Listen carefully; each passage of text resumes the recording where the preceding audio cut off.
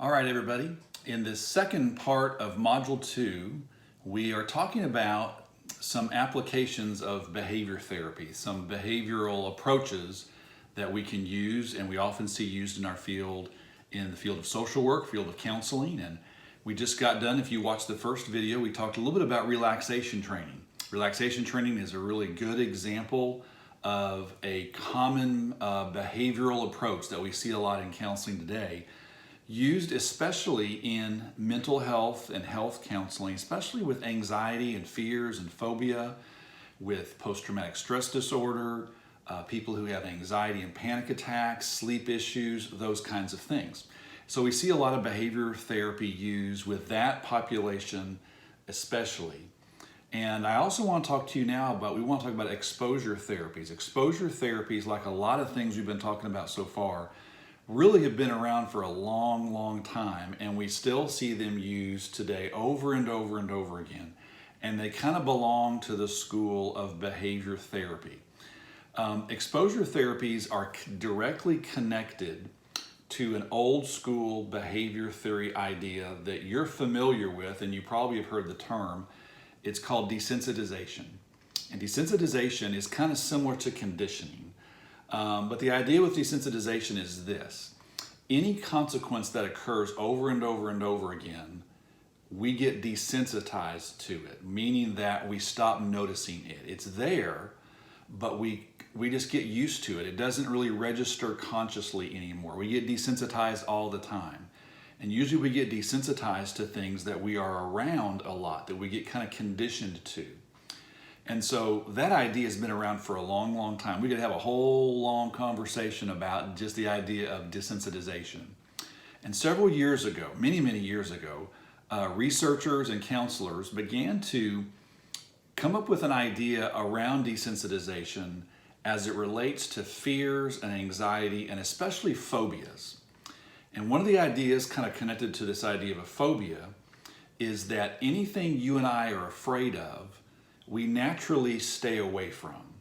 Something that we don't want to deal with, we don't want to look at, we just don't look at it. We avoid putting ourselves around it. We avoid thinking about it. And by that avoidance, what happens is we never put ourselves in a position to actually face it. And you might say, well, of course not. If someone was really afraid of something, why would they want to face it? Well, exactly. Now, from a behavioral standpoint, the problem with avoidance is this. Avoidance just means that whatever thing we're dealing with, we just carry it with us all the time. And by avoiding something, really what happens is our fear, that avoidance, gets positively reinforced because it helps us to not deal with something. So the idea of avoiding something, in a way, kind of what it does from a behavioral standpoint, is it kind of strengthens our fear, right? So several years ago, behavior therapists kind of came up with this idea of, what would happen if instead of avoiding something that we're afraid of, we learned to face it, and we began to get used to it, and maybe we would become desensitized to it. Maybe we would then not be as afraid of it. And there are these two old school kind of desensitization approaches that are connected to this idea of exposure therapy. One is called systematic desensitization, and one is called in vivo desensitization. They're very, very similar, but there's a significant difference that we want to talk about here in just a second. So again, the easiest way to understand the exposure therapies, and there's actually a third one I want to mention to you called flooding, is to think about this idea of a phobia. Most of you are familiar with the idea of a phobia. Phobia is a term we use when someone has a significant, distinct, pronounced, out of the ordinary fear of a specific person, place, object, or situation.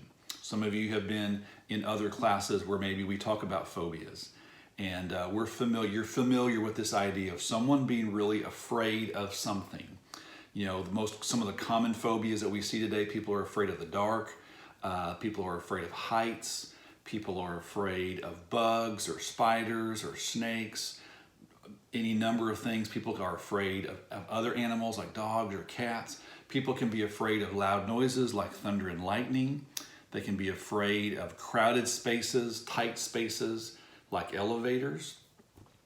They can be afraid of really anything. People can have a phobia over anything. People can be what we call a germaphobe. They're afraid of contamination or afraid of germs or whatever it may be. And again, kind of the idea is this: naturally, anything that we're afraid of or we're terrified of, we stay away from it. We don't think about it. We don't go around it. We don't look at pictures. We turn the TV off. We tell people to change the subject if they start talking about whatever. If we're afraid of driving on the freeway, well, we avoid the freeway. You know, if we're afraid of the dark, we avoid the dark. And all that does is just strengthens our fear, right? So I want you to think about someone who is afraid. Let's just say, for example, someone who is afraid of dogs. We're just going to use that as an example. Not everyone's afraid of dogs, but there are some people in our world who really are terrified of dogs. And so kind of the idea with systematic desensitization is what we would do is you would challenge a person to begin thinking in their mind of situations of themselves interacting with a dog. And you would do that through a gradual progression. You remember last week we talked about shaping, and I told you in that conversation on shaping that we were going to come back and we were going to see shaping again. In both with systematic desensitization and in vivo desensitization, the idea of shaping is at play. Well, what is shaping? So quick review. Shaping is where you take a larger behavior and you break it down in baby steps. And you start with a real basic step, and a person masters that step, and then they move to the next step, and then they master that step. And with each successive step, they're moving larger and closer and closer and closer to the ultimate goal. So I gave you in the lecture notes the example of some researchers back several years ago in a large university on the East Coast who had a group of students. They had a group of people from the community, including a lot of students, that they tested systematic desensitization on. Here's what systematic desensitization is. It's where if I'm afraid of dogs, for example, I would be asked to close my eyes and to use some of those relaxation training techniques we talked about in the last video, clear my mind, get kind of in a good place, kind of learn how to control my breathing, that kind of thing. And I would be asked to imagine in my mind maybe just the visual image of a dog. Now the dog can't be a mean dog chasing me. Usually it would be a friendly, safe, easy kind of visual image. Now if you're not afraid of dogs, you may think, well, how hard is that? Well, you've got something you probably are fearful of that sometimes might even be hard for you to even think about in your own mind. So that's probably true for all of us. So if I was afraid of dogs, I might be asked to think in my mind about just like the visual image of a dog. And I would just think about it over and over again in my mind. And I would do that until I could do it without feeling overly stressed or anxious. Now, every person's different. Some people who have a fear of dogs, they can do that just like that, not a big deal. But others that might be kind of hard for them. So let's imagine that I'm the person who has a fear of dogs and it's really hard. I don't even like to think about a dog or a snake or whatever, right? Well, what I would be asked to do would be just to visualize in my mind just a single picture of like a dog or a snake or whatever it may be. And I would just do that continually. It may take a long time for me to be able to master that step of being able to think about that simple image in my mind over and over again, right? Until I could do it without feeling anxious, right? And for some people that would be very, very quickly. People could do that quickly. Other times people may take a long, long time to do that. Well, once I kind of had mastered that, maybe this visual image of a dog, maybe the next image is I'm asked to visualize being in a park and a dog is walking towards me. So now I'm in the picture in my mind, and here's this friendly dog coming towards me. It's not running towards me. It's coming at a nice pace, and I just visualize that in my mind over and over and over again until I could do it without feeling overly stressed or anxious. And again, some people are going to be able to do that very quickly. Others, it may struggle with that. And so if they struggle, that's where they use their deep breathing and their relaxation techniques, right, to kind of keep themselves calm. But the bottom line is they are exposing themselves. I'm exposing myself to my fear of dogs cognitively in my head over and over and over again. Once I kind of had mastered that step of maybe visualizing myself like in a dog park with a dog walking towards me, maybe the next thing is I would be asked to imagine in my mind myself maybe walking a dog on a leash. And again, I'm just sitting in your office, I'm sitting in my own house, I'm just visualizing over and over and over again. And I want you to see these gradual steps where each one's a little bit more intense. Each one's a little bit, maybe a little bit more hard for me to visualize in my mind, right? And it's just gradual visualization. Mastering that step, once I can visualize scene number 1, I move on to scene number 2. Once I can do scene number 2, I move on to scene number 3, right? It's just gradual progression using relaxation techniques as I need to. I mentioned in the lecture notes this research experiment that these folks did at a university, and the phobia they were dealing with was social anxiety disorder, which used to be called social phobia. And so for a lot of people, social situations where people are strangers, where I don't know who these people are, many of us navigate those situations, and doesn't bother us a bit. But there's a lot of people who have what's called social phobia or social anxiety disorder.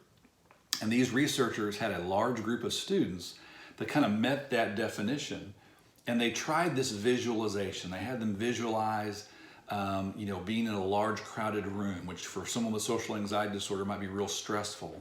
And they had them visualize these gradual, progressive kind of steps of interacting with people and having people recognize them and having to deal with strangers and all of that. Just kind of these baby steps, baby step, baby step, baby step. And what they found is the longer that they worked with people just with this thing called systematic desensitization, that although it was just visualization, it wasn't anything but that, they found that people began to report that they were less stressed at the idea of having to socialize. And they found that it was easier for them to talk about their fear. And it was easier for them to envision themselves maybe one day being able to have social interactions with people. And so they began to realize, these researchers, interesting how, our cognition, our imagination, again, is a part of our behavior. And a lot of times, even cognitively, we avoid thinking about things or focusing on things that we don't want to deal with. And how if we can learn in our own mind, visualizing one step after a time, this thing that we're afraid of, that oftentimes what that does is it exposes us to it, not literally, but just cognitively. And that then oftentimes what happens is that decreases our anxiety, decreases our fear, right? Now that doesn't work with every single person's phobia. Some people's fears and phobias are connected to a traumatic event, and we have to help them deal with and process through that trauma. Other times people's fears are just so intense that the visualization isn't very helpful for them. But this is a common approach that can be used where people want to overcome and get over something that they are terrified of or fearful of. So that is called systematic desensitization. I put in the lecture notes 2 or 3 key ideas with systematic desensitization. Number 1, systematic desensitization often starts with relaxation training. That's why I covered relaxation training first, is because that oftentimes kind of comes first. Teaching people how to manage their own breathing, how to manage their own anxiety, how to manage their own mental focus. And we sort of teach that first oftentimes. Then, with systematic desensitization, it is gradual visualization of progressive scenes, if I can use that term, that are fearful to me, of something that represents something that I'm fearful of. And we use shaping. Shaping is where you start small, you master step 1, then you graduate to step number 2. And you don't worry about step number 3 or 4 until you've mastered step number 2. And you break a larger behavior down into smaller steps, and then you take one baby step basically at a time. So there's the shaping aspect. I also want you to just kind of again highlight this idea that with systematic desensitization, with each successive step, the person is visualizing something that is a little bit more intense, a little bit harder for them to kind of think about. So the person who's like fearful of a dog, maybe eventually you have them visualizing themselves and they're actually playing with the dog or petting the dog, or they're interacting with a strange dog in a park, and they're visualizing themselves being there, remaining calm, whatever it may be. And the idea of the more we cognitively kind of expose ourselves to something, oftentimes it begins to decrease our feelings of fear, stress, and anxiety. So that is called systematic desensitization. In vivo desensitization is a related approach. It has the word desensitization in it, so that tells you right there it's got kind of a shaping aspect to it. Here's what in vivo desensitization is. It's kind of the next logical step. The word in vivo means in real life, or in life is what in vivo means, really in life or in real life.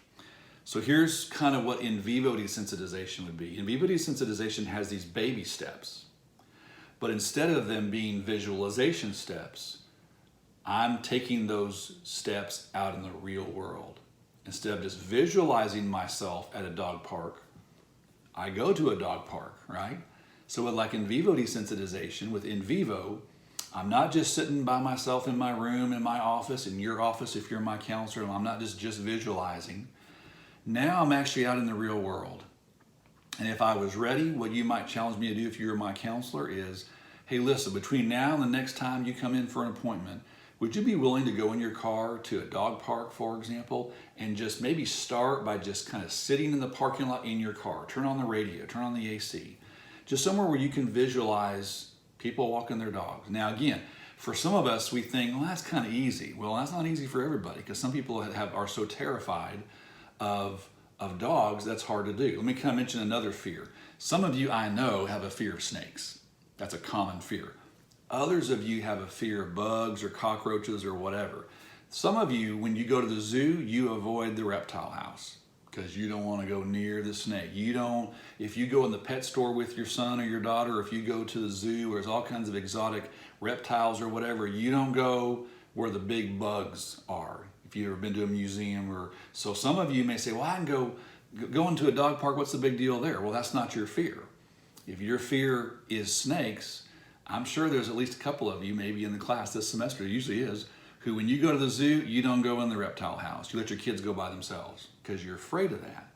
Well, if you were afraid of snakes, that might be the first step. Hey, would you be willing to go to the zoo and just go like to the part of the reptile house where you can at least see from a distance? Some of that might be kind of easy to do, but still a little kind of pushing the envelope a little bit. And you would do that as many times as you needed to. Getting back to my fear of dogs, maybe I go and I look at the dogs from a distance from my parked car, and I come back and tell you as my counselor, that was easy, that wasn't hard to do. That's not a problem. I know dogs can't hurt me that way. You might say, okay, would you be willing to go back next time? And this time, would you be willing to get out of your car? And maybe you find a safe spot and you sit on a bench nearby. Not maybe right by where all the dogs are, but maybe you sit kind of nearby. And you're sort of taking it up a little step, right? Going from the safety of your car, now you're going to sitting on a park bench. Now again, that's a little step. That's not a big step, that's a little step, right?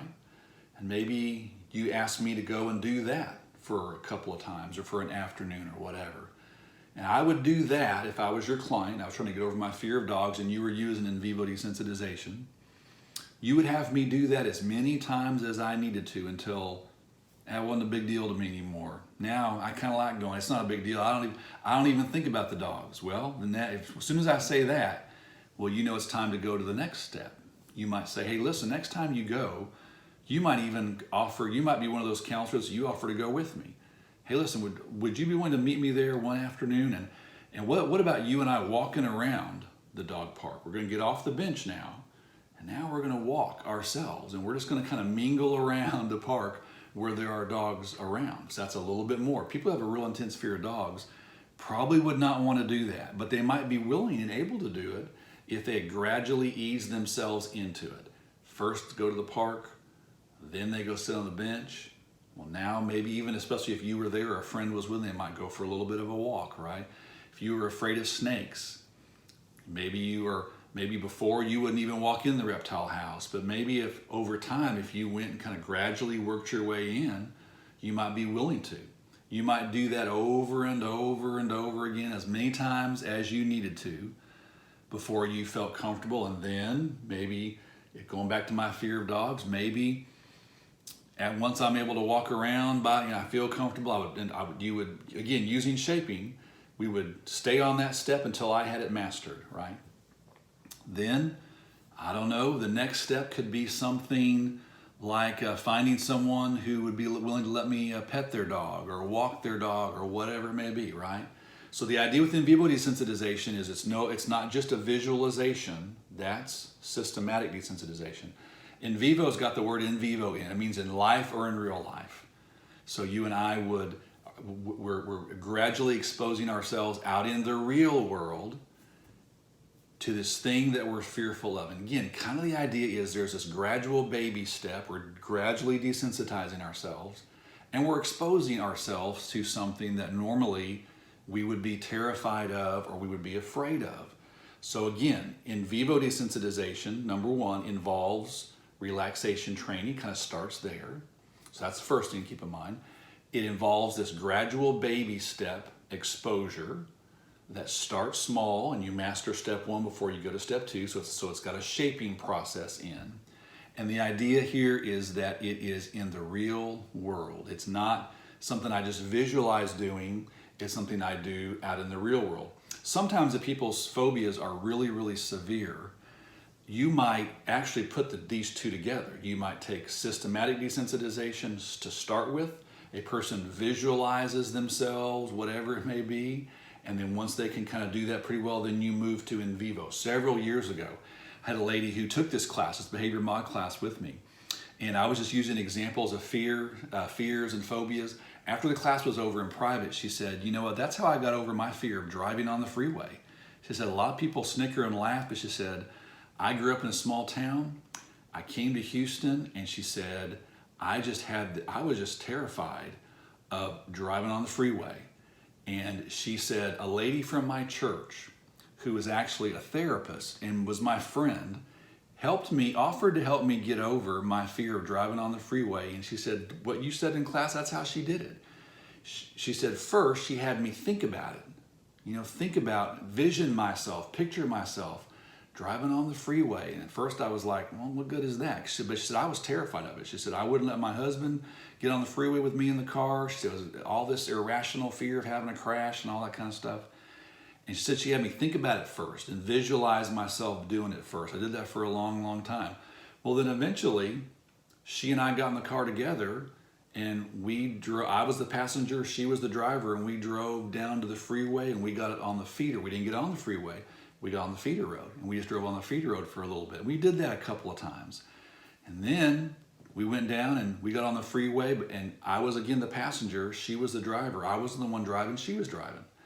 And we got on the freeway, did that for a little bit. So we just did that took our time, and gradually baby stepped it. Well, before long, I was the one driving. She got in the passenger seat, I got behind the wheel. And she said, that's how I got over my fear of driving on the freeway, was that baby step. It started with visualization, systematic desensitization, and eventually went to more doing it in real life. That's called in vivo desensitization, okay? So those two exposure therapies, I want you to be familiar with. We still see them a lot today, especially in vivo desensitization. I'm sure you might have something that you used to be afraid of. Occasionally I'll ask students, do you have something that you used to be afraid of, but today you're not? Occasionally people will say, oh yeah, I used to be afraid of the dark. I used to be afraid of public speaking. I used to be afraid of blank, but I'm not anymore. Occasionally I'll ask students, how is it that you're not afraid anymore of that? How did that happen? Did you just wake up one morning and you weren't terrified of public speaking anymore? Students say, no, I had to take a speech class. Oh, tell me about that. Well, in speech, you got to get up and do it. So the more I did it, you kind of start small. And the more I did it, well, the more confident I became. And now it's not a big deal to me. So there you go. That's sort of an example, in a way, of in vivo desensitization. You'd be amazed at how many people, for example, get up in front of people and speak, for example, as teachers or performers or whatever. And it looks so easy. They look so calm. I've been amazed through the years how many people speak in front of people for a living. And when you talk to them, many of them will say, I used to be terrified of public speaking. It's a very common fear, by the way, public speaking. Many people who get up in front of others, whether it's people who lead or give speeches or teach or whatever, at one time in their lives, they were terrified of public speaking. Well, guess how they got over their fear of public speaking? They began to speak in public.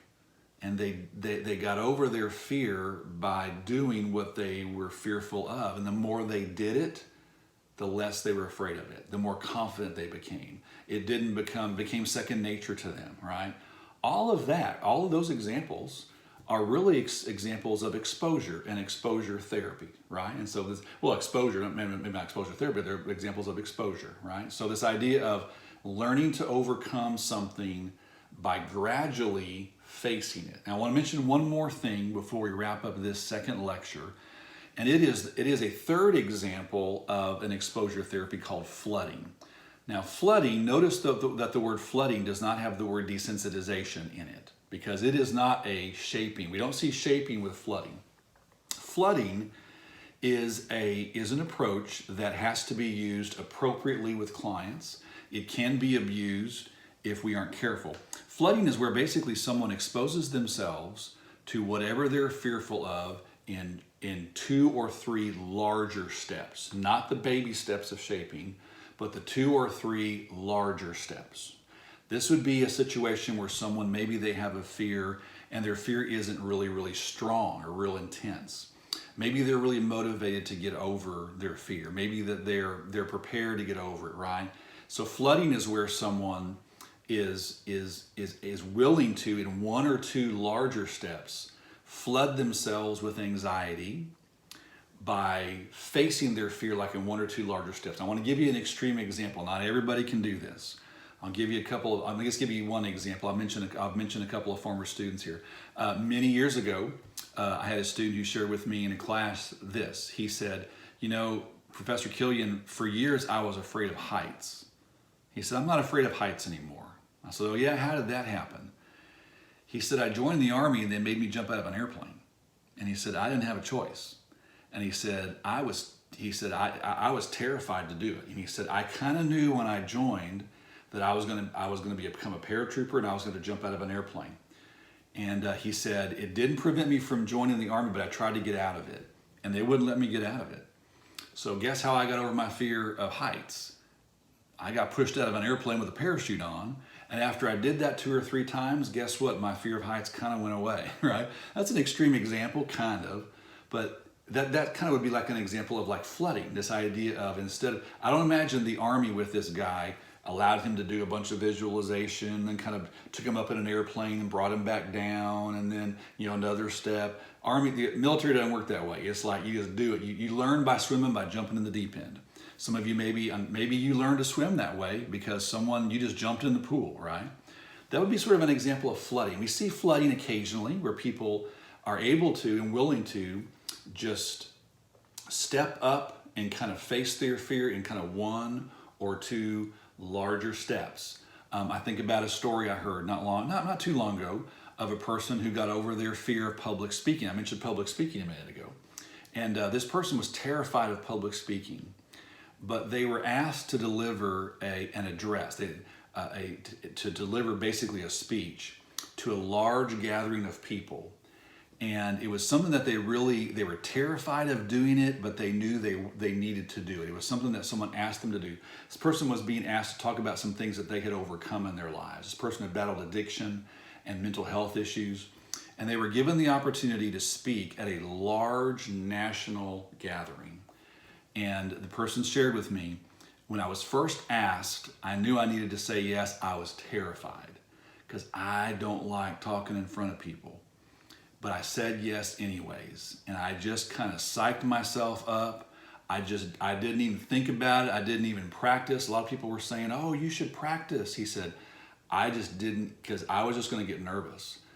So he said, when it came time to give the presentation, he said, I just kind of sucked it up and swallowed hard, and I just kind of made myself do it. I was terrified. People couldn't tell I was terrified because I guess I looked kind of confident. But I gave this presentation to this national organization. He said after it was over, I was so glad. And here's what happened. People began to come up and say, man, that was awesome. Man, you did so well. That was great. You're really good. You're really good at that. And would you come and talk to my group next week? And he said, sure. And he said, I just went and did it again. Went and talked to another group, shared my story, my recovery testimony in front of a large group of people.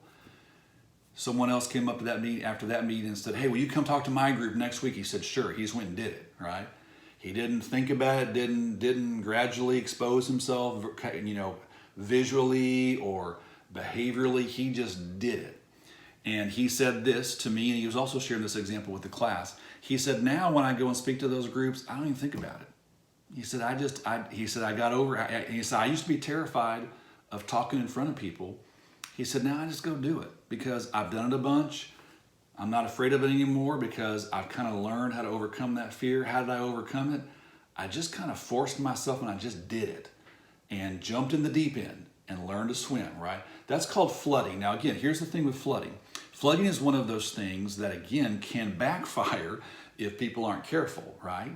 So if you're a helper or a counselor and you were to use flooding, you would want to make sure that people were prepared, that they had the appropriate social support, that they weren't kind of getting in over their head, that kind of thing. And so we have to sometimes kind of coach our clients like that. Flooding tends to work best, like I said a second ago, when the fear is not super, super intense. It's something that someone can kind of overcome in 1 or 2 steps. And the person is motivated. That's a big deal with flooding as well too. But flooding is an example of an exposure therapy. It doesn't have the gradual shaping steps like the first 2 do. It's more kind of just like I said, jumping in the deep end and learning to swim by jumping in, right? And we see that as well too. That's also another example of exposure therapy. So exposure therapies are good for fears and phobias. It's a way for us to overcome something, to overcome a fear by exposing ourselves to it or to things that represent it as a way for us to become desensitized. 2 of them have some gradual baby steps, shaping steps to them, systematic desensitization and in vivo desensitization. And 1 is just more of facing our fear in 1 or 2 larger steps. That's called flooding. All of those are examples of exposure therapies. Okay, so those are good examples. You've got those to be thinking about. Look at the lecture notes, look at the PowerPoint and the handouts I posted for you, and you're good to go. See you next time.